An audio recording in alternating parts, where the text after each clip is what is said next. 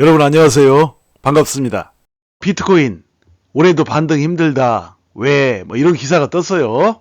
자, 내용을 보면 블록체인 분석업체 인투더블록이 비트코인은 지난해 어려움을 겪었고 인플레이션 해지 역할을 할 수 있다고 믿었던 사람들을 실망시켰다.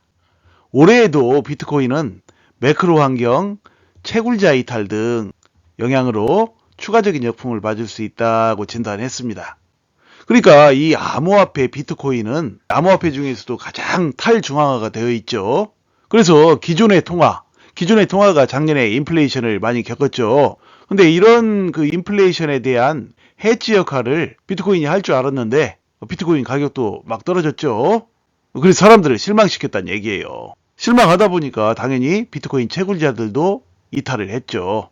채굴자들이 이탈을 하면 비트코인에 대한 인기가 떨어지니까 그만큼 추가적인 역풍을 맞을 수 있다라고 진단을 했다고 합니다.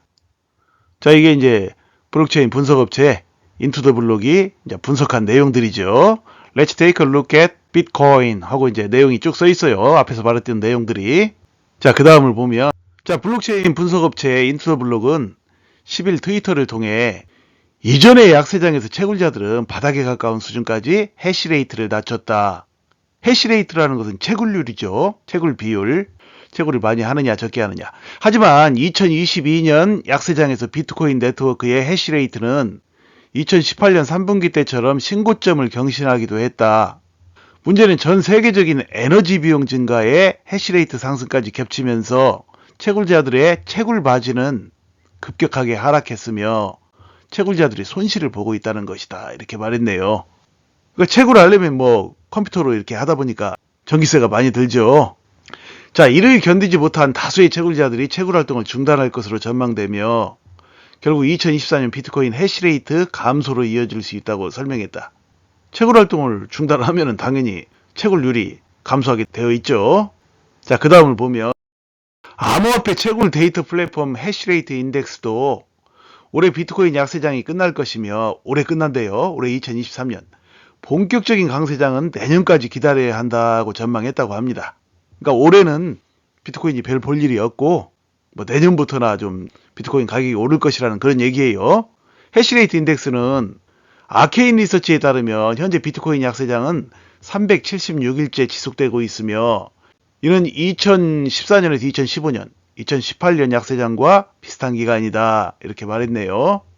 하락률 역시 78%로 과거 약세장과 비슷한 수준으로 역사적 주기를 감안하면 약세장은 곧 끝날 것으로 보인다.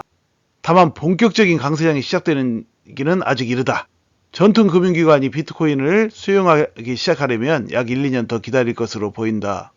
본격적인 강세장이 시작되기는 아직 이르다라고 말했는데 이거 누구나 예측할 수 있는 거죠. 지금 FTX 사태로 그 후유증으로 시장 상황이 안 좋으니까 다들 본격적인 강세장이 시작되기는 아직 이르다라고 생각할 수 있는 부분이죠. 충분히. 그리고 전통 금융기관이 비트코인을 수용하기 시작하려면 약 1, 2년이 더 걸릴 것으로 보인다. 당연히 이것도 누구나 예상할 수 있는 얘기죠. 전통 금융기관, 은행이나 기타 금융기관이 비트코인을 수용합니까? 당연하죠. 자, 그리고 그 다음을 보면 이것은 좀 앞에서 말한 것과 또 반대되는 비트코인에 대한 전망이에요.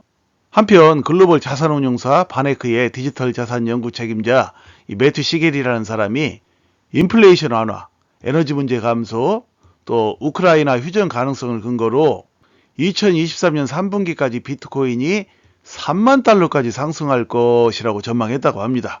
다만 그는 비트코인 채굴자들이 줄지어 파산할 가능성이 큰 탓에 오는 2023년 1분기에 비트코인은 10,000에서 12,000달러까지 하락할 수 있다고 내다봤다고 합니다.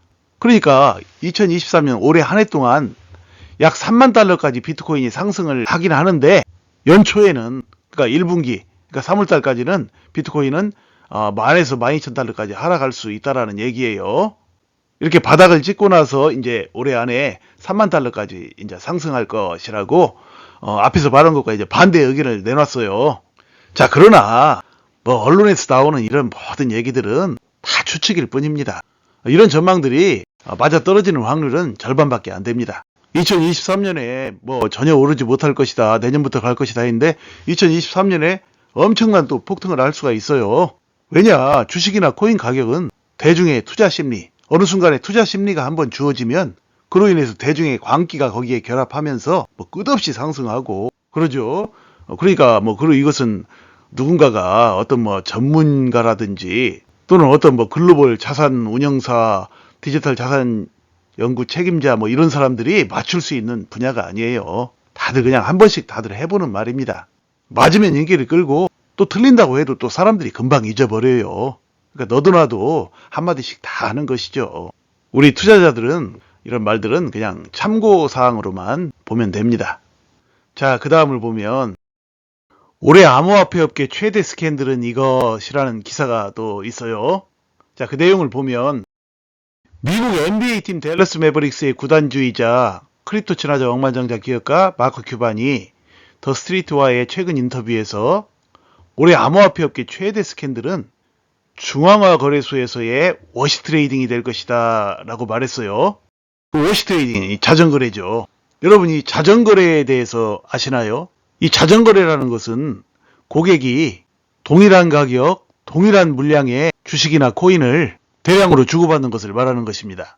이 중앙화 거래소에서라고 이런 말이 있죠. 중앙화 거래소라는 것은 뭐냐면 영어로 이제 CEX, 그러니까 Centralized Exchange의 약자죠. 이 중앙화 거래소는 그러니까 뭐 세계적인 바이낸스라든지 비트겟이라든지 우리나라 업비트, 빗선 등등 우리가 알고 있는 세계의 대부분의 거래소가 이 중앙화 거래소이죠. 자, 거기서 이제 이 자전거래를 하는 것이 올해의 최대 스캔들이 될 것이라고 지금 말을 하고 있는 것이에요. 이 자전거래는 이 두 개의 얼굴을 가지고 있죠. 좋은 점과 나쁜 점. 그러니까 이 자전거래는 이 대량 주식거래에 활용되는 거죠. 그러니까 대기업 간의 지분이동이라든지 또는 기업의 장부 가치를 현실화하는 용도, 그리고 예를 들면 이 국민연금 같은 큰 손들의 대량 주식 투자에 이렇게 활용되고 있죠. 그래서 이것은 불법이 아니에요. 주식 같은 경우 거래소에 신고를 하게 되면 이 자전거래를 할 수가 있죠. 이 자전거래는 주가 급등락을 막고 거래를 안정시키는 또 역할을 또 하기도 해요. 왜냐면 그 국민연금 같은 큰 손들이 예를 들어서 삼성전자 주식을 10만 주를 산다 또는 100만 주를 산다 할 때 그 사는 과정 속에서 주가가 막 급등하고 막 그렇죠. 그러면 이제 투자자들이 또 헛갈리고 또 피해를 볼 수도 있고 그렇기 때문에 그것도 제도권에서 또 이제 인정을 해줘요. 신고만 제대로 한다면 말이죠. 하지만 또 하나의 얼굴은 그 나쁜 것인데 뭐냐면 가장매매가 있죠. 자전거래를 통한 가장매매. 그러니까 하나의 계좌로 대량 매수 매도를 반복해서 실행해가지고 시세를 조종하는 것이죠. 그러니까 주식이나 코인을 같은 금액에 같은 수량을 고객이 주고받고 수차례 반복을 하면 그렇게 대량으로 주고받은 내역이 이제 거래량으로 드러나게 되죠. 그러면 이제 일반 대중 투자자들이 뭐 저 주식에 또는 저 코인에 뭔가 있나 보다 하고 막 따라 붙죠. 그래가지고 가격이 급등을 하게 되면 이 시세 조정을 한 사람들이 그때 몽땅 팔아치우고 이제 나오는 것이죠. 그러면 이제 결국은 거기에 따라붙은 대중 투자자들이나 기타 투자자들이 큰 손해를 보게 되는 그런 상황이 발생하게 되죠. 자, 이 자전거에 대해서는 나중에 또 한번 기회가 되면 또 상세히 한번 설명을 드리겠습니다. 오늘은 이렇게 아웃라인만 말씀드렸는데 일단 어느 정도 이해하셨을 거예요. 자, 이 CEX의 자전거래는 암호화폐 산업에 더한 피해를 입힐 수 있다. 피해를 입힐 수가 있죠. 그것이 가장매매든 또는 법적으로 허용된 매매든 간에 이 자전거래는 투자자를 헷갈리게 만들 수가 있다는 얘기예요. 피해로 이어지죠. 자, 이 같은 문제점을 발견하고 해소하는 것은 올해 업계의 최대 이슈라고 전망했다. 그러니까 이 올해 2023년이 전 세계적으로 이 암호화폐가 제도권에 제대로 완전히 정착하느냐 마느냐 하는 최대의 분수령이 되는 시점이죠. 왜냐하면 알트코인의 대표주자 격인 리플도 소송 판결이 이제 올해 달 가능성이 굉장히 크기 때문이죠. 그러니까 이 암호화폐의 큰 손들이 자전거래를 활용해서 자기 보호를 위한 여러 가지 자구책들을 많이 실행할 것이기 때문입니다.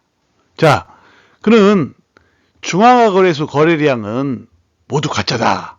사용률이 거의 없는 토큰에 대한 거래가 수천만 달러로 나타나는데 어떻게 가능한지 모르겠다. 이 추측을 뒷받침할 구체적인 내용은 없지만 지난해 포브스, 그러니까 세계적인 경제 매체죠. 포브스가 진행한 157개 중앙화 거래소 관련 연구에 따르면 비트코인 거래량의 절반 이상은 가짜인 것으로 나타났대요. 암호화폐의 대표 조작격인 비트코인마저도 그 거래량의 절반 이상 가짜인 것으로 나타났답니다. 자, MDAR 12월 보고서도 규제 관할 밖 암호화폐 거래소의 거래량 70%는 자전거래에 의한 것이라고 판단했다고 전했답니다. 흔히 그 거래량은 주가의 바로미터다 뭐 이런 말이 있죠. 그러니까 뭐 주식 세계에서는 주가의 바로미터고 코인 세계에서는 코인의 바로미터라는 얘기죠. 거래량은 거짓말을 못한다 뭐 그런 얘기가 있어요. 그런데 이 자전거래를 생각하면 결코 거래량이 주식 가격이나 코인 가격의 바로미터가 될 수가 없겠죠. 자, 그러니까 여러분 투자할 때 조심해야 돼요. 비트코인 같은 경우에도 이렇게 그 거래량이 절반 이상은 가짜인데, 예를 들어서 무슨 뭐 허접 코인들 있죠. 그런 허접 코인들의 어느 날 거래량이 많이 이제 들러붙었다고 해서 뭐 그것을 덥석 사서는 안 된다는 얘기입니다. 이런 부분들을 잘 이제 알고 거래를 하셔야 됩니다. 잘 알아보고요.